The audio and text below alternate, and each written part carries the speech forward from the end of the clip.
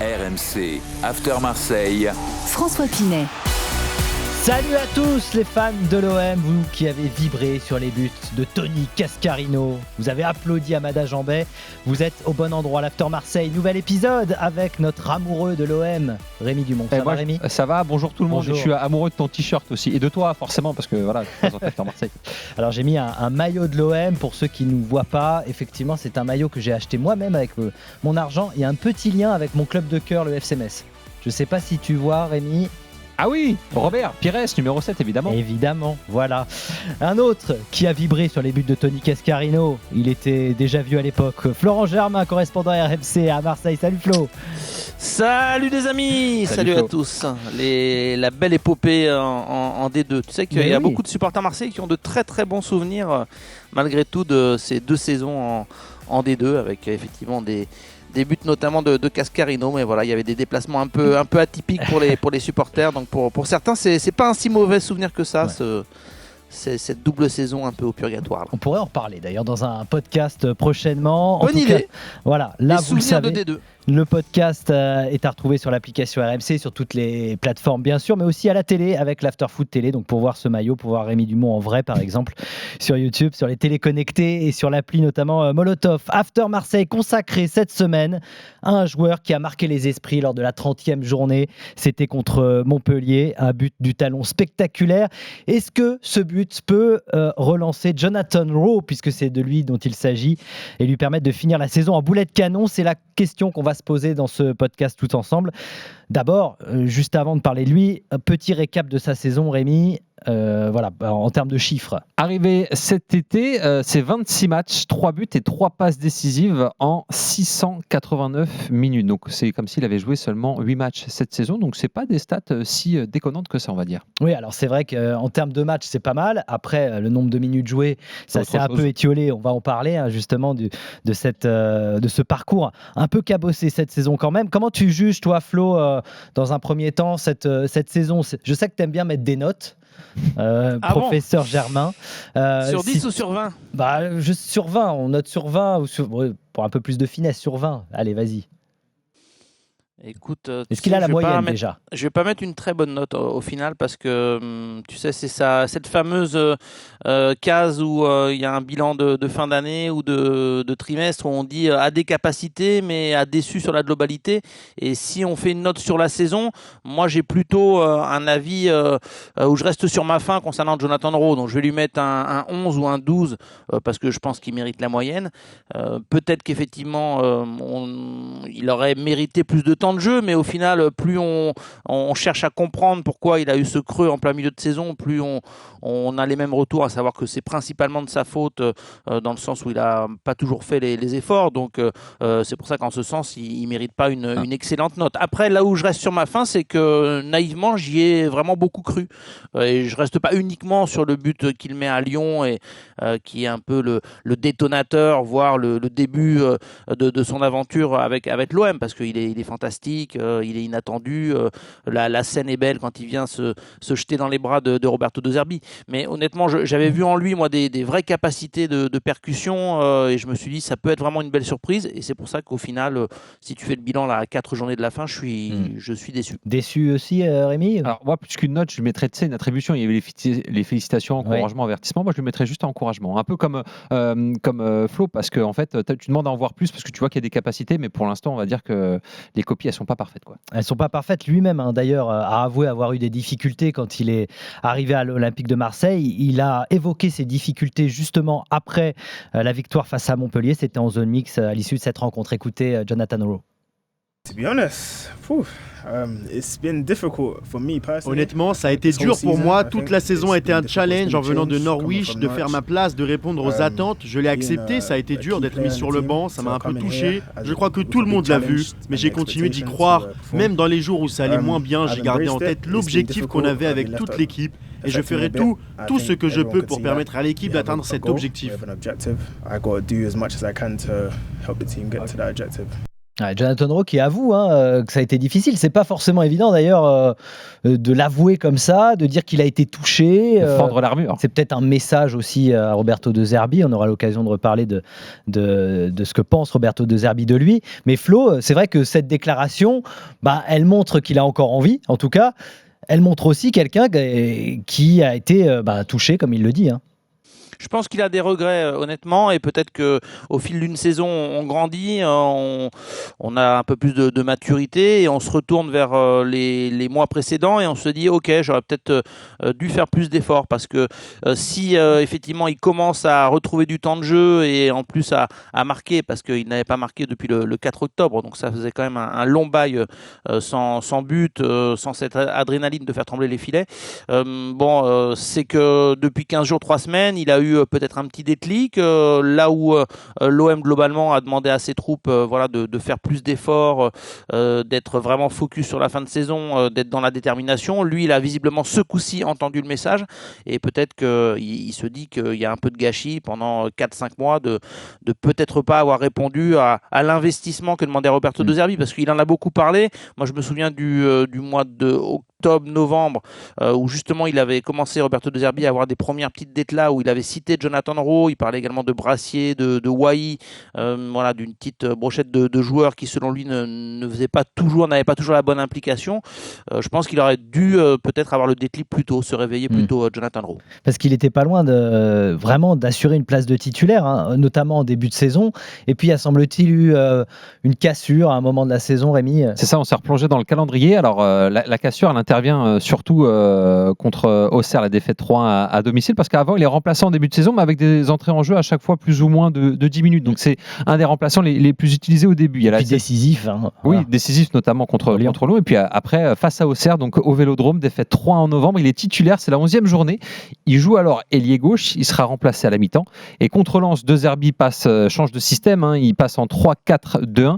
Et là, Jonathan Rowe ne fera que des bouts de match, 29 minutes de jeu au mieux, et uniquement en tant qu'attaquant, donc à un nouveau poste encore, même si on en parlera tout à l'heure, il a joué à plusieurs postes, avant de revenir réellement face à Toulouse, la 28e journée, la victoire 3-2, et titulaire ensuite contre Monaco, où il ne faut pas oublier le contexte, Gouiri revenait de maladie, donc voilà, on va dire que c'était aussi l'une des rares options qui restait en attaque. Oui, donc effectivement, peut-être qu'à partir d'Auxerre, Roberto De Zerbi change son système, on l'a bien compris. Est-ce qu'il est victime de justement ce changement tactique, Flo ? À 100%, il est totalement victime, une des victimes collatérales de ce changement de système, parce que à quel endroit le positionner, à part peut-être dans les deux milieux de terrain offensifs sous l'attaquant. Je dis vraiment en début de match, dans la configuration où tu as à peu près tout le monde. Ça veut dire qu'il est en concurrence avec Rabiot ou Greenwood. Et donc ça veut dire qu'il doit se contenter de certaines miettes, parce que Gouiri ou Mopé, quand ils étaient en forme, ont été les titulaires en pointe. Ça restait, et ça a été assez tôt dans la saison, tu l'as dit, une alternative en cours de match pour venir entrer à la pointe de l'attaque marseillaise, parce qu'il a cette capacité, surtout quand les défenses sont un peu fatiguées, à venir proposer beaucoup d'appels de balles. Il a une belle activité même quand il est en pointe, mais c'est vrai que son rôle serait éventuellement comme ça, d'être un peu sous l'attaquant, légèrement décalé sur un côté. Je le vois pas du tout en tant que piston, alors qu'au début de saison, quand tu disais qu'il a failli dans l'esprit devenir un titulaire, c'était justement en tant qu'ailier, donc presque en concurrence avec Luis Enrique. Ouais. Et là, Luis Enrique a beaucoup plus de volume de jeu pour jouer en tant que piston sur un côté. Alors, pourquoi pas en cours de match, quand il faut revenir au score, le mettre piston gauche, vraiment dans un système très offensif. Mais oui, c'est une victime du nouveau système, et peut-être un espoir pour lui de se dire, si jamais Roberto De Zerbi reste à l'OM, si à la Ligue des Champions, si les conditions sont plus favorables, je pense que Roberto De Zerbi ne restera pas forcément dans ce système de jeu. Donc peut-être ça peut lui donner de nouvelles opportunités. On le souhaite à Jonathan Rowe. Mais c'est vrai que tu parlais de Luis Enrique. Lui, il a réussi à s'adapter, Luis Enrique, à ce nouveau système, à avoir ce volume de jeu qui lui permet d'être piston. Et visiblement, Jonathan Rowe, c'est pas possible, quoi. C'est pas forcément dans ses qualités naturelles, peut-être de défendre. C'est peut-être ça d'ailleurs qui pose un problème. Mais c'est pas le même profil, non, mais c'est ça, tu l'as dit. il a moins de volume de jeu. Je pense qu'il rechigne un petit peu plus dans les tâches défensives. Il a moins de caisse, tout simplement. Hein. Luis Enrique, c'est l'une de ses forces. Moi, il a ses qualités et ses défauts, Luis Enrique, mais quand tu vois quand il est à 100%, tu le vois courir encore à la 80e, sauf s'il boude sur un retour défensif. Suivez mon regard, ça a été le cas, notamment au Vélodrome sur un ou deux coups frappants. Mais je veux dire, voilà, Luis Enrique, il a cette qualité-là. Jonathan Rowe peut-être un petit peu moins. Donc, on ne peut pas non plus lui demander de devenir un piston parce que tout d'un coup, on est passé en 3-4-3. Alors, on le voit comme un pur ailier, mais il n'a pas joué que à ce poste-là, Rémi, dans sa carrière. Hein. C'est vrai qu'on a cette impression-là depuis qu'il est à Marseille, mais il a testé d'autres choses. Alors, à Norwich. Depuis qu'il est à Marseille, il a joué 7 fois avant-centre pour un but marqué, 6 fois ailier gauche pour un but et 2 passes décisives, et 3 fois milieu offensif pour seulement une petite passe. Mais par contre, quand on regarde sur l'ensemble de sa carrière, il a joué par exemple 37 fois ailier gauche, 7 buts, 5 passes D, 29 fois milieu offensif, 13 buts, 6 passes D, 18 fois ailier droit, 7 buts, 3 passes D, avant-centre 8 fois pour 2 buts seulement, milieu droit 8 fois pour 5 buts et une passe D, milieu gauche 5 fois pour 2 buts et une fois en tant que deuxième attaquant. Donc en fait, ce qu'on se disait honnêtement en préparant l'émission, hein, c'est qu'il peut jouer partout, mais il n'est pas excellent à un poste précisément, en tout cas pas encore. Donc c'est pour ça qu'on a du mal parfois peut-être à se dire où est-ce qu'il pourrait être le mieux placé pour exploiter toutes ses qualités. Honnêtement, quand moi je l'avais vu lors du match à Nantes où justement il était titulaire, il avait montré vraiment de très très grosses qualités de percussion. Il avait d'ailleurs été décisif passeur pour Mopé. Ça c'était au mois de novembre. Je l'avais trouvé très bon, mais aussi parfois il perdait un peu d'influence. Il n'était pas suffisamment efficace aussi, donc ce qui fait que peut-être qu'en numéro 9 c'est pas un tueur devant le but. Donc potentiellement, c'est vrai que son meilleur poste, je ne sais pas ce que tu en penses Flo, mais on a l'impression que c'est vraiment d'être cet ailier détonateur, dynamiteur, et pourtant, quand on écoute Rémi, on a l'impression qu'il a testé un peu tous les profils, quoi, même meneur offensif. Pour moi, son meilleur poste, c'est super sub.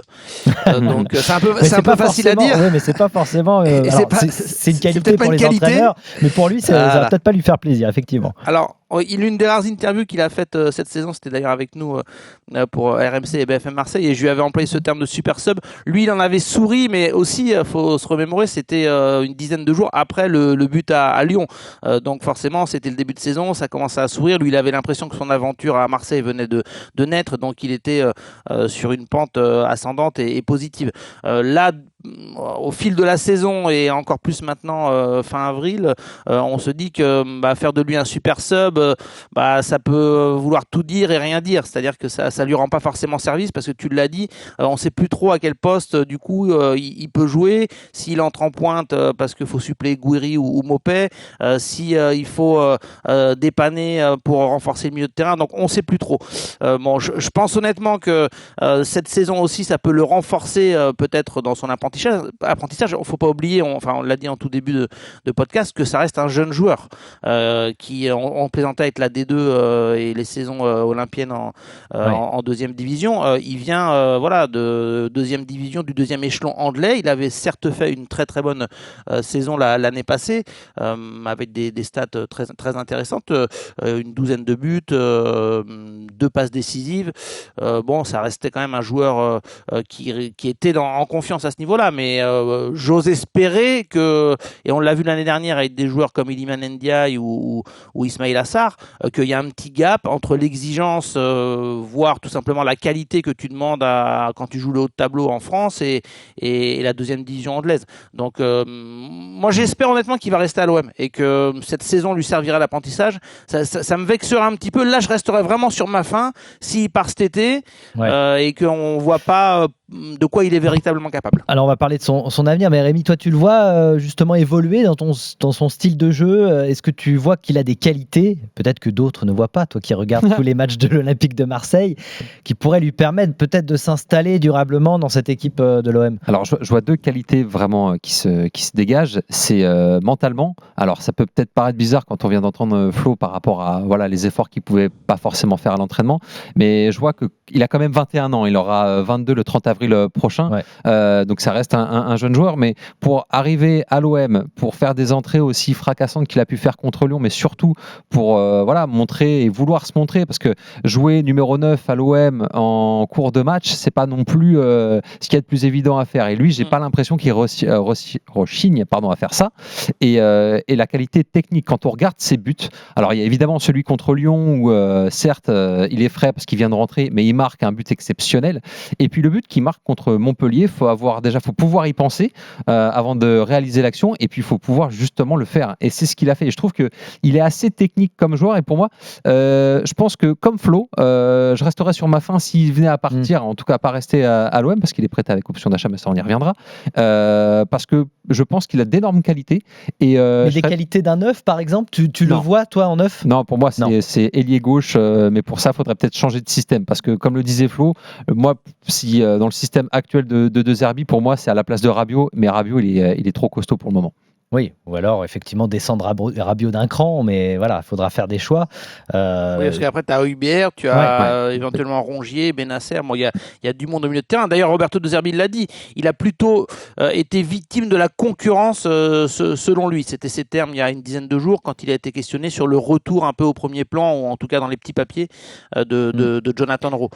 Donc voilà, faut voir ce que ça donne, même si effectivement il y aura des leçons à tirer pour lui de cette saison olympienne, qui n'a pas forcément été évidente et régulière, parce que on parlait un instant, Rémi, tu as raison, de ce côté mental où tu as l'impression, moi je vois plus ça comme de l'insouciance, c'est-à-dire que allez, même pas peur, j'y vais, mais par contre tu te forges aussi un mental quand tu es régulier, et je pense que là où il a pêché, c'est dans la régularité, le sérieux, la force de travail. Donc en fait ça touche au mental, mais c'est un petit peu différent, mais effectivement il dégage quelque chose quand il rentre, il se dit, et même dans la conférence de presse, dans les conférences de presse qu'il a faites à l'OM, tu te dis, on a face à lui quelqu'un qui est sûr de ses forces.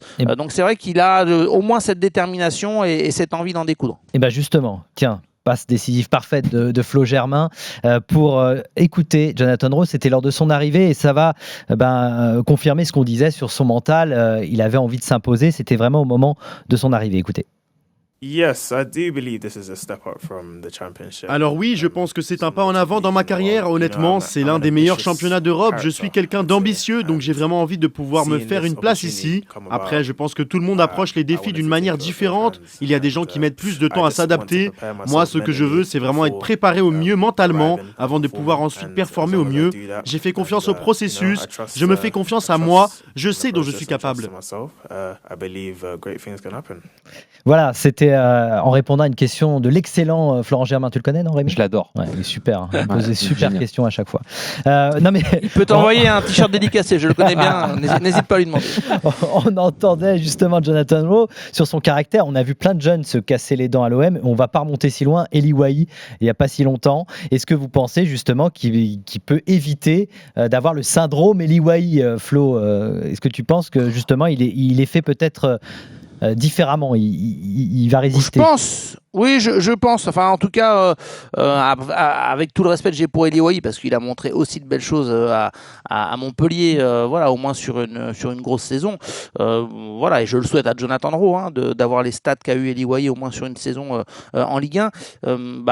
Pour moi, il a plus montré de choses au final que Eli Wahi sous le maillot marseillais.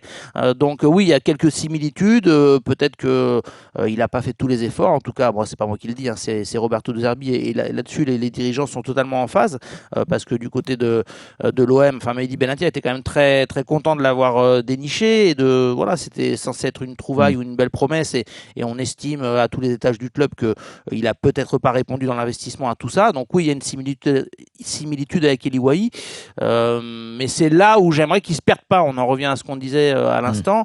C'est sûr que s'il change de club l'été prochain et qu'il s'impose pas là, il va entrer dans un engrenage qui va être, je pense, qui va pas être fructueux pour lui. En revanche, s'il reste, je pense qu'il pourra peut-être se servir des difficultés de la saison, et que ça pourra être bénéfique à l'OM. Toi, tu penses qu'il peut jouer un rôle aussi cette fin de saison, Rémi? Et Oui. alors, bon, il va falloir qu'il trouve sa place dans ce système-là. C'est ce qu'on a dit depuis le début du podcast. C'est compliqué de trouver sa place, mais tu penses que ça peut le relancer là? On parlait de son but à Montpellier, que voilà, cette envie qu'il montre à chaque fois qu'il entre en jeu, bah, ça peut se transformer et ça peut transformer, pourquoi pas, le destin de l'OM. Ouais, je pense que ça peut le transformer pour plusieurs raisons. D'une, parce que lui, personnellement, il se remet en selle, il marque un but, c'est toujours bon pour la confiance. Il montre qu'il est là, qu'il peut jouer. En plus, il marque un but en tant que numéro 9 quasiment. Et puis surtout, je pense que ça peut être un cercle vertueux pour l'OM, ne serait-ce que pour la concurrence. Si Jonathan Rowe, quand il rentre, il est décisif, et ben je me dis que Rabiot, Gouiri, Mopé, peu importe, va se dire bon bah voilà, les joueurs qui sortent du banc, ils sont performants, donc ceux qui sont titulaires doivent forcément se répondre au présent et se montrer encore plus performant. Après, juste la petite nuance, parce que c'est ce que Flo disait, moi ça me fait penser à ça, quand on parlait de Iliman Ndiaye, moi j'ai adoré le joueur, j'étais vraiment content qu'il signe à l'OM, et là je suis vraiment déçu de voir que il fait quand même pas mal de belles choses avec Everton en Première Ligue, même si évidemment c'est Everton qui joue le maintien, donc c'est une ambiance, un contexte différent évidemment. On en parle tout le temps dans le podcast After Marseille, c'est pas facile évidemment de s'imposer à l'Olympique de Marseille, et d'autant plus quand on est Jonathan Rowe qui vient de Norwich. De Zerbi, je le cite, c'était en décembre, il parlait justement de Jonathan Rowe et il avait des mots quand même assez durs, mais en même temps on sent que De Zerbi, il a envie de lui faire confiance. Il disait quand même, alors est-ce que c'est lui qui l'a vraiment choisi, mais il dit c'est moi qui l'ai voulu. C'est moi qui ai voulu aller le chercher. Il n'a pas peut-être les qualités de haut but d'un Mopé, parce que c'était la comparaison avec Mopé. Donc là, pour être un numéro 9 à l'OM, il expliquait très clairement que c'était compliqué. Et tant qu'il ne démontre pas de mériter plus, d'autres joueurs joueront. Donc c'est vraiment ce qu'on dit depuis le début. Et les échos que tu as, Flo, c'est que à l'entraînement, il ne montre peut-être pas assez de choses pour convaincre Roberto De Zerbi. Mais comment il le voit justement pour son avenir à l'Olympique de Marseille, les dirigeants marseillais, est-ce que quand même il lui envoie des signaux comme quoi on compte sur toi ou pas? Écoute, il y a deux choses. Je pense qu'effectivement l'attitude de la saison globalement, elle peut laisser des traces parce que les dirigeants et Roberto De Zerbi sont assez intransigeants sur l'attitude et le professionnalisme, l'investissement qu'on doit avoir à l'OM quand on porte ce maillot-là, parce qu'on m'a très clairement dit que Jonathan Rowe parfois il s'était un peu mis en mode boudeur justement quand le système de jeu a changé, parce qu'il a senti qu'il aurait moins d'opportunités. Donc il avait plutôt presque tendance à marcher sur certains entraînements. Donc évidemment ça passe pas et ça méritera un bilan salé en fin de saison. Après il y a une réalité contractuelle. Moi, sauf si nos éléments sont pas les bons, mais avec Fabrice Hawkins, ce qu'on nous a fait parvenir, c'est qu'il s'agit d'une option obligatoire. Donc, il y avait un prêt payant de 2 millions d'euros et une option d'achat obligatoire d'environ 16 millions. Donc, normalement, il appartient à l'OM cet été. De toute façon, il était en fin de contrat en 2025 avec Norwich. Écoute, il faudra s'asseoir autour de la table et effectivement, surtout voir dans quelle perspective Marseille est capable de lui offrir peut-être un système de jeu qui correspond plus à ses qualités. Parce que évidemment, si Roberto De Zerbi est là, ou imaginons, il y a une volonté, quel que soit le coach, de rester sur un système identique, il va pas aller dans une impasse et dans le mur une nouvelle fois. C'est pour ça que c'est le bilan, il faudra le faire et évoquer toutes les données, mais l'OM ne nous a pas pour le moment envoyé de signal définitif concernant Jonathan Rowe, comme si cette saison un peu chaotique était rédhibitoire et du coup lui boucher un avenir à l'OM. Oui, parce que c'est pas rien, 16 millions d'euros pour un joueur. Après, s'il faut le revendre dès l'été prochain, on a bien compris que ça soit toi, Flo ou Rémi, vous seriez déçus de ne pas le voir rester à l'Olympique de Marseille. Toi, Rémi, tu penses qu'il faut absolument le conserver, ce joueur, pour l'année prochaine ? Et puis, oui, il faut le conserver pour qu'il ait plus de temps de jeu. Après, deux éléments qui sont importants pour moi, c'est la blessure de Faris Moumbagna au début de la saison. Je pense que s'il ne se fait pas les ligaments croisés, peut-être qu'on ne voit jamais Jonathan Rowe en numéro 9. Ouais. Et alors, de là à dire que le système n'aurait jamais évolué, ça, c'est encore différent. Mais il y a cet épisode-là. Et le fait aussi que, tout à l'heure, on parlait d'âge, il a 21 ans, 22 le 30 avril, mais c'est le 4e joueur le plus jeune de l'effectif. Derrière Bakola, 17 ans, Van Neck, le 3e gardien, 21 ans, et Nadir, 21 ans. Mais c'est quand même le 16e joueur de l'effectif en temps de jeu. On en parlait tout à l'heure, 689 minutes. Ce qui veut dire que il est dans la rotation des joueurs qui rentrent assez fréquemment en jeu. Donc, j'ai envie de dire, il y a la première saison d'acclimatation à l'OM qui est souvent très particulière. On ne va pas évoquer les nombreux cas qu'il y a eu, mais bon, voilà, forcément, Eli Wahi, ça a été compliqué pour lui, malheureusement. Mais voilà, peut-être que la saison prochaine, avec une préparation estivale bien comme il faut, avec les repères qu'il a pu se construire cette saison, ce sera peut-être un nouveau joueur. Ouais.